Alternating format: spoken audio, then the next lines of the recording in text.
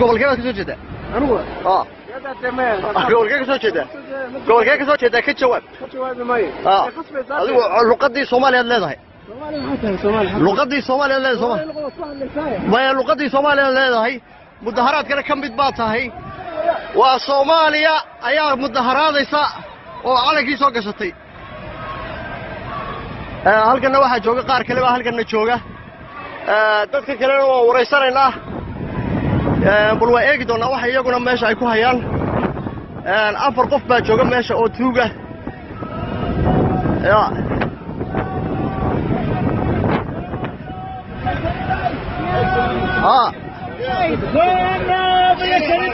السلام عليكم السلام عليكم عليكم السلام magacaaga iyo gobolka ka soo jeedo waxa ka soo jeeday magacayga Axmed Xasan Ali waxa ka soo jeeda gobolka Saaxil waxa weeye ma yeelayno maxaanad yeelin nabadgelyada